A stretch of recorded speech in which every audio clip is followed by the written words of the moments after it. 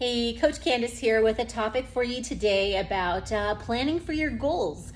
For example, it can be said that no one stumbles their way to success, but helping yourself plan how to get there can definitely get you further than just trying to wing it day to day. So, kind of like the gist of today's topic is to begin with the end in mind. Where do you want to be? And then think backwards, like what do you need to do to get there? We can provide a number of examples here, but kind of think about it as reverse engineering. Like I think talking about like things that your kids do, like something that you want them to do, like, hey, put those chairs away at the table, and you say like, don't you dare put those chairs away. What do? They go put the chairs away because they're not supposed to. But I want you to, again, think about your goals, but going in reverse. What do you need to go to get there?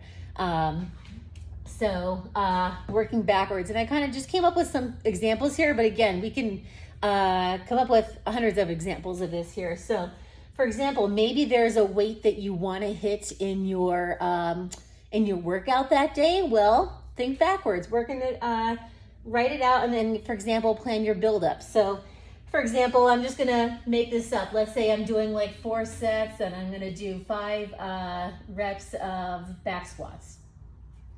And let's say, for example, I want my top set to be 180 pounds. So 180, and then it's okay, so maybe that'll be my set 4, but then let's go 4, 3, 2, 1.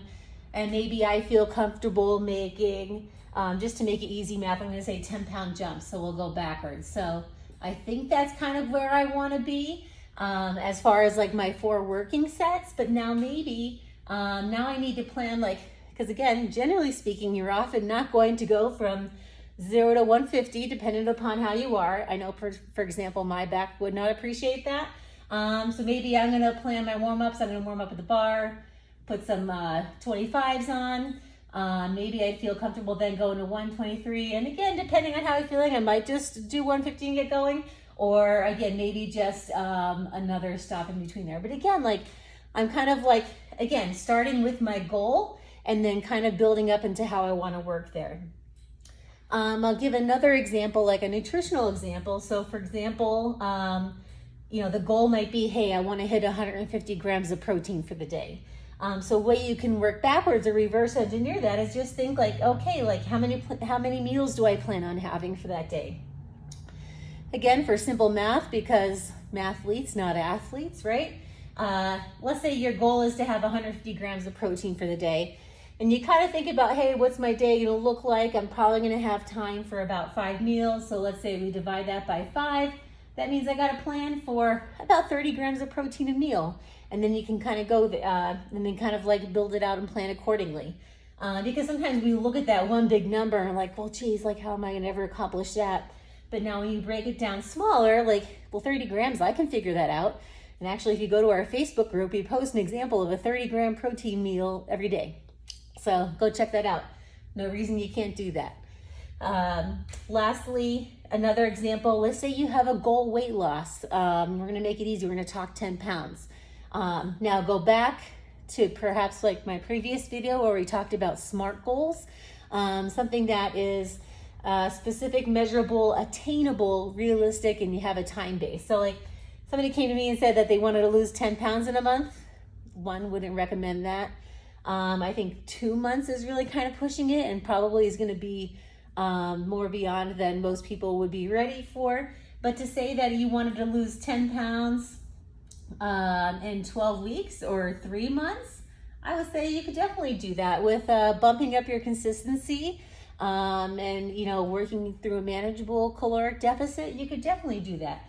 If you think 10 pounds in 12 weeks, that's a little less than 1 pound a week of, let's say, body fat. So not even focusing on necessarily overall weight overall, but focusing on body fat.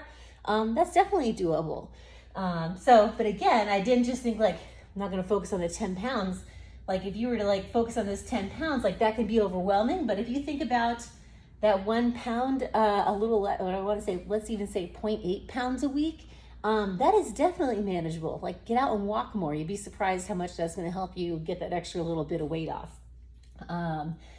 But again, like when you break these things down into manageable chunks, taking that big goal and kind of working backwards with it, you increase your chances of attaining that versus just kind of just focusing on the end goal and just looking at it in entirety. So, and probably one more saying or slogan to help you is that, like, think about like the whole staircase. You don't have to see the whole way, but you do need to take that first step. And sometimes that first step can be, again, just reverse engineering that and breaking it down into small pieces.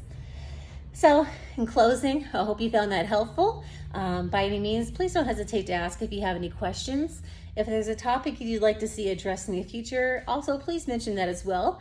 So I'd love to share any tidbits I can to help you out. Thank you very much. You have a great day.